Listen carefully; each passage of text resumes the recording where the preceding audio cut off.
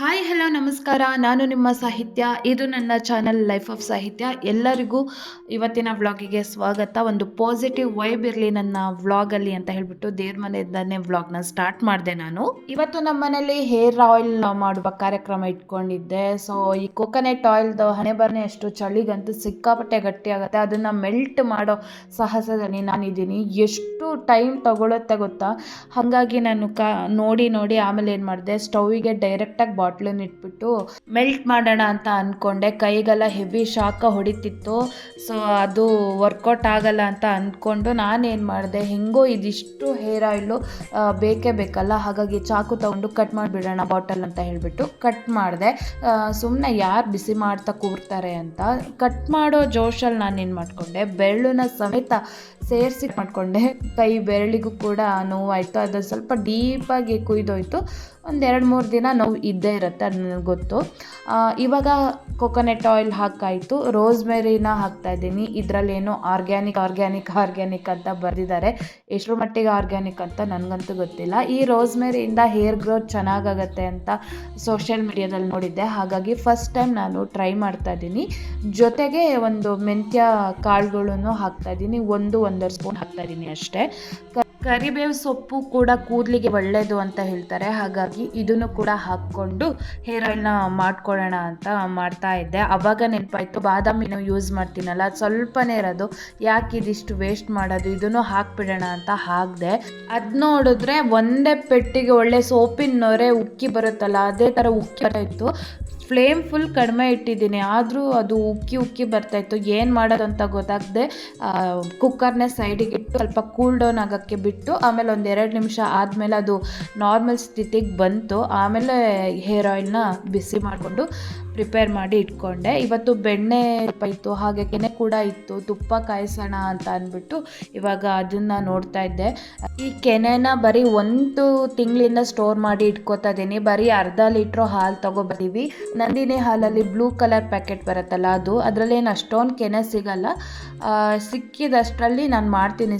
ಮನೆಯಿಂದನೂ ದೊಡ್ಡಮ್ಮ ತುಪ್ಪ ಕಾಯಿಸಿ ಕೊಡ್ತಾರೆ. ಜೊತೆಗೆ ಈ ಕೆನೆನ ಸುಮ್ಮನೆ ಯಾಕೆ ವೇಸ್ಟ್ ಮಾಡೋದು, ಇದಿದ್ರೆ ಎಮರ್ಜೆನ್ಸಿ ಒಂದು ವಾರಕ್ಕಾದರೂ ಹೋಮ್ ಮೇಡ್ ತುಪ್ಪನ ಯೂಸ್ ಮಾಡ್ಕೋಬೋದಲ್ವ. ಯಾವಾಗಲೂ ಹೋಗ್ತಾರಲ್ಲ, ತರ್ತಾ ಇರಲ್ಲ. ಹಾಗಾಗಿ ನಾನು ಮನೇಲೂ ಕೂಡ ಪ್ರಿಪೇರ್ನ ಮಾಡ್ತೀನಿ. ತುಪ್ಪ ಕಾಯಿಸೋದೇನು ಭಾರಿ ದೊಡ್ಡ ಕೆಲಸ ಇಲ್ಲ. ನನಗಂತೂ ಫಸ್ಟಿಗೆ ತುಪ್ಪ ಕಾಯಿಸೋದು ಅಥವಾ ಬೆಣ್ಣೆ ತೆಗೆಯೋದು ಅಂದರೆ ಭಾರಿ ದೊಡ್ಡ ಕೆಲಸ. ಇದೆಲ್ಲ ನಮ್ಮ ಕೈಲಿ ಆಗಲ್ಲ ಅಂತ ಅಂದ್ಕೊಂಡಿದ್ದೆ. ಬಟ್ ಡೆಡ್ ಈಸ್ ಇದೆ. ಹಾಗಾಗಿ ನಾನು ಪ್ರತಿ ತಿಂಗಳು ತುಪ್ಪನ ಕಾಯಿಸ್ಕೊತೀನಿ. ನೋಡಿ ಎಷ್ಟು ಚೆನ್ನಾಗಿ ಕಲರ್ ಬಂದಿದೆ. ನಾನು ಎಕ್ಸ್ಟ್ರಾಸ್ ಏನೂ ಹಾಕಲ್ಲ. ಕಾಯಿಸ್ಬಿಟ್ಟು ಹಿಂಗೆ ಕುಕ್ಕರಲ್ಲೇ ಬಿಟ್ಟಿದ್ನಲ್ಲ, ತಣ್ಣಗಾಗಿದೆ, ಗಟ್ಟಿಯಾಗಿದೆ. ಇದನ್ನು ಇನ್ನೊಂದ್ಸತಿ ಮೆಲ್ಟ್ ಮಾಡಿ ಸ್ಟೀಲ್ ಡಬ್ಬಕ್ಕೆ ಹಾಕಿ ಇಟ್ಕೋತೀನಿ. 1 ವಾರ 15 ದಿನ ಬರುತ್ತೆ. ಹೇರ್ ಆಯಿಲು ಈ ರೇಂಜಿಗೆ ಬಂದಿದೆ. ಕಲರ್ ಆಗಿರ್ಬೋದು, ಅದ್ರ ಅರೋಮಾ ಆಗಿರ್ಬೋದು ನನಗೆ ಇಷ್ಟ ಆಗಲಿಲ್ಲ. ಕಲರು ಅರೋಮಾಗಿಂತ ಹೇರ್ ಗ್ರೋ ಚೆನ್ನಾಗಾದರೆ ಬೆಸ್ಟ್ ಅಲ್ವಾ. ಹಾಗಾಗಿ ಸುಮ್ಮನೆ ಅದೇ. ಆಮೇಲೆ ನಮ್ಮ ಐಶುದು ಸ್ವಲ್ಪ ಕೆಂಚಿ ಕೂದಲು ಅಂದರೆ ಕೆಂಪು ಕಲರ್ ಇದೆ. ಹಾಗಾಗಿ ಕಪ್ ಕಲರ್ ಆಗುತ್ತೇನೋ ಈ ಕರಿಬೇವಿಂದ ಅಂತ ಈ ಹೇರ್ ಆಯಿಲ್ನ ಪ್ರಿಪೇರ್ ಮಾಡಿದೆ. ಇವತ್ತು ನಾನು ಐಶು ಲಂಚ್ ಬಾಕ್ಸಿಗೆ ಇನ್ಸ್ಟಂಟ್ ಅವಲಕ್ಕಿ ಮತ್ತು ಅವರೆಕಾಳು ಹಾಕಿಬಿಟ್ಟು ಪಡ್ಡುನ ಮಾಡಿದ್ದೀನಿ. ಇದು ಯಾವ ಥರ ಮಾಡೋದು ಅಂದರೆ, 1 ಕಪ್ಪು ದಪ್ಪ ಅವಲಕ್ಕಿನ ತಗೊಂಡು ಚೆನ್ನಾಗಿ ಒಂದು 5-6 ಸತಿ ವಾಶ್ ಮಾಡಿ ಇಟ್ಕೋಬೇಕಾಗತ್ತೆ. ಅದಕ್ಕೆ ಈ ರೋಸ್ಟೆಡ್ ರವಾನ ಯೂಸ್ ಮಾಡ್ತಾಯಿದ್ದೀನಿ. ಈ ರವೆ ತೊಗೊಂಬಂದ್ಮೇಲೆ ಎಷ್ಟು ರೆಸಿಪಿ ಮಾಡ್ತಾಯಿದ್ದೀನಿ. ನಿಮಗೂ ಇನ್ಸ್ಟಂಟ್ ಇಡ್ಲಿ ಯಾವ ಥರ ಮಾಡೋದು ಅಂತಲೂ ತಿಳಿಸ್ಕೊಟ್ಟಿದ್ನಲ್ವ, ಆ ವಿಡಿಯೋ ಯಾರು ನೋಡಿಲ್ಲ, ಅದನ್ನು ಬೇಗ ನೋಡ್ಕೊಂಬನ್ನಿ. ರವಾನ ಅರ್ಧ ಕಪ್ ಹಾಕಿದೆ. ಹಾಗೆ ಅರ್ಧ ಕಪ್ ಮೊಸರನ್ನ ಹಾಕಿದೆ. ಸೊ ಮೊಸರು ಅರ್ಧ ಕಪ್ಪು ಅಥವಾ 1/4 ಕಪ್ಪು ಹಾಕ್ಕೋಬೋದು, ಏನು ಜಾಸ್ತಿ ಬೇಕು ಅಂತ ಇಲ್ಲ. ಇವಾಗ ಅದೇ ಬೌಲಿಗೆ ಸ್ವಲ್ಪ ನೀರು ಹಾಕಿಬಿಟ್ಟು ಚೆನ್ನಾಗಿ ಮಿಕ್ಸ್ ಮಾಡ್ಕೋಬೇಕು.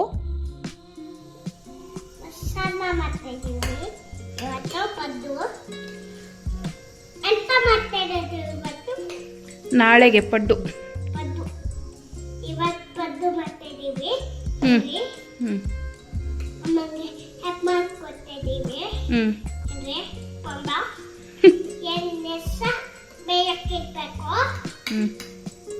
ನಮ್ಮನೆದು ಕುಕ್ಕು. ಉಪ್ಪಲ್ಲ, ನೀನು ಕುಕ್ಕು. ಚೆಲ್ಬಿಟ್ಟು ಈ ಸಿಕ್ಕಾಪಟ್ಟೆ ಡ್ರೈ ಅನ್ಸಿದ್ರೆ ಇನ್ನೊಂದು ಸ್ವಲ್ಪ ನೀರು ಹಾಕ್ಕೋಬೋದು.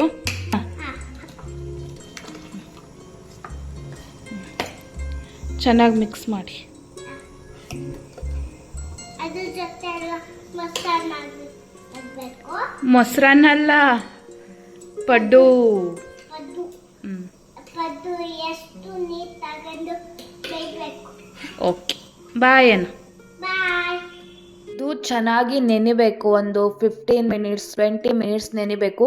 ಬೆಳಿಗ್ಗೆನೇ ಇನ್ಸ್ಟೆಂಟಾಗಿ ಮಾಡ್ಕೋಬೋದು. ನಾನು ಲೇಟಾಗಿ ಹೇಳೋದ್ರಿಂದ ಹಿಂದಿನ ದಿನವೇ ಮಾಡಿಟ್ಕೋತೀನಿ, ಬೆಳಗ್ಗೆಗೆ ಈಸಿ ಆಗುತ್ತೆ ಅಂತ ಅಷ್ಟೇ, ಮತ್ತು ಗಡಿಬಿಡಿ ಇರಲ್ಲ. ಈ ಟ್ರಿಕ್ನ ನೀವು ಯೂಸ್ ಮಾಡ್ಕೋಬೋದು. ಸೊ ಇವಾಗ 20 ನಿಮಿಷ ಆಗಿದೆ. ಅವಲಕ್ಕಿ ಮತ್ತು ರವೆ ಈ ಮೊಸರು ಜೊತೆ ಚೆನ್ನಾಗಿ ನೆಂದು ಮೊಸರನ್ನೆಲ್ಲ ಹೀರ್ಕೊಂಡು ಗಟ್ಟಿ ಕನ್ಸಿಸ್ಟೆನ್ಸಿ ಬಂದಿದೆ. ಇವಾಗ ಇದನ್ನು ಮಿಕ್ಸಿ ಮಾಡ್ಕೋಬೇಕು. ಎಷ್ಟು ಬೇಕೋ ಅಷ್ಟು ಸ್ವಲ್ಪ ಸ್ವಲ್ಪ ನೀರು ಹಾಕಿ ರುಬ್ಕೊಂಡ್ರೆ ಆಯಿತು. ತುಂಬ ನೈಸಾಗಿ ಪೇಸ್ಟ್ ಮಾಡ್ಕೊಳ್ಳಿ. ಆವಾಗ ಅಕ್ಕಿ ನೆನೆಸಿಟ್ಟು ಪಡ್ಡು ಮಾಡ್ತೀರಲ್ಲ, ಸೇಮ್ ಅದೇ ಕನ್ಸಿಸ್ಟೆನ್ಸಿ ಬರುತ್ತೆ. ಟೇಸ್ಟಲ್ಲಿ ಏನೂ ಡಿಫ್ರೆನ್ಸ್ ಬರಲ್ಲ, ಅದೇ ಥರನೇ ಬರುತ್ತೆ. ಮತ್ತು ಇದೇನು ಗೊತ್ತಾ, ಇನ್ಸ್ಟೆಂಟಾಗಿ ಮಾಡ್ಬೋದು. ಅದಾದರೆ ಟೈಮ್ ಟೇಕಿಂಗು, ಇದು ಗಡಿಬಿಡಿಲೂ ಮಾಡ್ಕೋಬೋದು. ಸೊ ಇದನ್ನು ನಾನು ಯೂಟ್ಯೂಬಲ್ಲಿ ನೋಡ್ಕೊಂಡಿದ್ದು, ಬಟ್ ಚೆನ್ನಾಗಿ ಬಂದಿದೆ ರೆಸಿಪಿ. ಸೊ ಇದಕ್ಕೆ ನಾನು ಈರುಳ್ಳಿ, ಕ್ಯಾರೆಟು, ಕರಿಬೇವು, ಕೊತ್ತಂಬರಿ ಸೊಪ್ಪು ಹಾಕಿದ್ದೀನಿ. ಇದೆಲ್ಲ ಎಷ್ಟು ಬೇಕಾದರೂ ಹಾಕ್ಬೋದು. ಇನ್ನೂ ಎಕ್ಸ್ಟ್ರಾ ತರಕಾರಿ ಸೊಪ್ಪನ್ನೆಲ್ಲ ಹಾಕಿ ಮಾಡ್ಕೋಬೋದು. ಮಾಮೂಲಿ ಯಾವ ಥರ ಪಡ್ಡು ಮಾಡ್ತೀರೋ ಅದೇ ಥರ ನಮಗೆ ಹಿಟ್ಟು ರೆಡಿ ಆಗಿದೆ. ಅದಕ್ಕೆ ಎಕ್ಸ್ಟ್ರಾ ಏನಂದರೆ ಅವರೆಕಾಳು ಸೀಸನ್ ಆಗಿರೋದ್ರಿಂದ ಅವರೆಕಾಳನ್ನ ಸಪ್ರೇಟಾಗಿ ಚೆನ್ನಾಗಿ ಬೇಯಿಸ್ಬಿಟ್ಟು ಹಾಕಬೇಕು. ನಾನು ಅದನ್ನು ಸ್ವಲ್ಪ ಮಸಿತಾ ಇದ್ದೀನಿ, ಯಾಕೆಂದರೆ ಇಡೀ ಅವರೆಕಾಳು ಹಾಕೋಕ್ಕಿಂತ ಮಸ್ತ್ ಹಾಕಿದ್ರೆ ಚೆನ್ನಾಗಿರುತ್ತೆ ಅಂತ ಹೇಳ್ಬಿಟ್ಟು ಈ ಥರ ಮಸ್ತ್ ಹಾಕ್ತಾ ಇದ್ದೀನಿ. ಮಗು ಸ್ಕೂಲಿಗೆ ಹೋಗ್ತಾ ಇದ್ದಂದರೆ ಡಿಫ್ರೆಂಟ್ ಅಡುಗೆ ಮಾಡೋದನ್ನು ಕಲೀಲೇಬೇಕು. ಯಾಕೆಂದರೆ ಸೇಮ್ ರೆಸಿಪಿನ ಮಾಡಿಕೊಟ್ರೆ ಅವ್ರು ತಿನ್ನಲ್ಲ. ಸೊ ಒಂದು ದಿನ ಕೊಟ್ಟಿದ್ದು ಇನ್ನೊಂದು 15 ದಿನ 20 ದಿನ ಬಿಟ್ಟು ಅದೇ ರೆಸಿಪಿ ಮಾಡಿಕೊಟ್ರೆ ಬೆಟರು. ಹಾಗಾಗಿ ನಾನು ಯೂಟ್ಯೂಬ್ ನೋಡಿ ಅಥವಾ ದೊಡ್ಡಮ್ಮನ ಹತ್ರ ಎಲ್ಲ ಕೇಳಿ ವೆರೈಟೀಸ್ ಆಫ್ ಅಡುಗೆನ ಕಲಿತಾ ಇದ್ದೀನಿ ಇವಾಗ.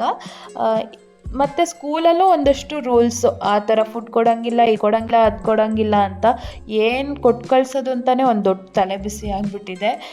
ಐಶು ಇವಾಗ ನನಗೆ ಹೆಲ್ಪ್ ಮಾಡ್ತಾ ಇದ್ದಾಳೆ. ಅವಳಂತೂ ನನಗೆ ಎಲ್ಲ ಕೆಲಸದಲ್ಲೂ ಹೆಲ್ಪ್ ಮಾಡಿಕೊಡ್ತಾಳೆ. ಒಂದೊಂದು ಸತಿ ಹೆಚ್ಚಾಗತ್ತೆ, ಬೇಡ ಅಂದರೂ ಕೇಳಲ್ಲ. ಒಂದೊಂದು ಸತಿ ಖುಷಿಯಾಗತ್ತೆ, ಹೆಲ್ಪ್ ಮಾಡಲಿ ನನಗೊಂಚೂರು ಆರಾಮಾಗುತ್ತೆ ಅಂತ ಅಂದ್ಕೋತೀನಿ. ಒಂದೊಂದು ಸತಿ ಎಷ್ಟು ಹಠ ಮಾಡ್ತಾಳೆ ಅಂದರೆ ಬೇಡ ಅಂದ್ರೂ ಕೇಳಲ್ಲ. ನಾನು ಹೆಲ್ಪ್ ಮಾಡ್ತೀನಿ ಅಂತ ಬರ್ತಾಳೆ. ಇನ್ನು ದೊಡ್ಡವಳಾದ್ಮೇಲೆ ಹೆಲ್ಪ್ ಮಾಡ್ತಾಳೆ ಬಿಡ್ತಾಳೆ ನನಗೆ ಗೊತ್ತಿಲ್ಲ. ಇವಾಗಂತೂ ಸಿಕ್ಕಾಪಟ್ಟೆ ಹೆಲ್ಪ್ ಮಾಡ್ತಪ್ಪ. ನಾನು ಇವಾಗ ಕಿಚನ್ ಕೆಲಸ ಎಲ್ಲ ಮುಗಿಸ್ಕೊಬೇಕು ಅಂತ ಪಾತ್ರೆ ತೊಳೆಯೋಕ್ಕೆ ಹೋದರೆ ಅಪ್ಪ ಮಗಳದ್ದು ಆಟ ಸ್ಟಾರ್ಟ್ ಆಗುತ್ತೆ ಆವಾಗ.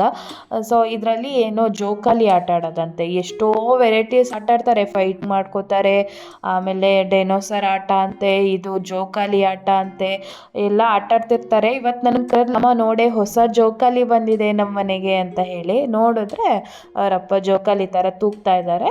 ಇದು ಅವಳಿಗೆ ಜೋಕಾಲಿ ಅಂತೆ. ಸೊ ಹಾಗೆ ಸಮಾಚಾರ.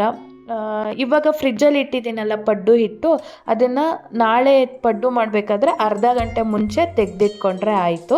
ಇಲ್ಲಾಂದರೆ ಬೆಳಿಗ್ಗೆ ಬೇಗ ಎದ್ದು ಇನ್ಸ್ಟೆಂಟಾಗೂ ಕೂಡ ಮಾಡ್ಕೋಬೋದು. ಅದನ್ನೇನು ಹುಳಿ ಬಡಿಸ್ಬೇಕು ಅಂತ ಏನಿಲ್ಲ. ಈ ಚಳಿಗಾಲದಲ್ಲಿ ಅಕ್ಕಿ ರುಬ್ಬಿ ಅದನ್ನು ಹುಳಿ ಬಡಿಸಿ ಪಡ್ಡು ಅಥವಾ ದೋಸೆ ಮಾಡೋದೇ ಒಂದು ಸ್ವಲ್ಪ ಕಷ್ಟದ ಕೆಲಸ.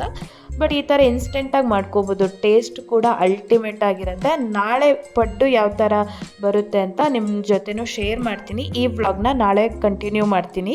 ಇವಾಗ ಬ್ರೇಕ್ಫಾಸ್ಟ್ ಟೈಮ್ ಬಂತು ನೋಡಿ. ಪಡ್ಡು ತವಕ್ಕೆ ಸ್ವಲ್ಪ ಎಣ್ಣೆ ಹಾಕಿಬಿಟ್ಟು ಈ ಥರ ಗರಿ ಆಗಿ ಬೇಯಿಸ್ಕೊಂಡ್ರೆ ಆಯಿತು.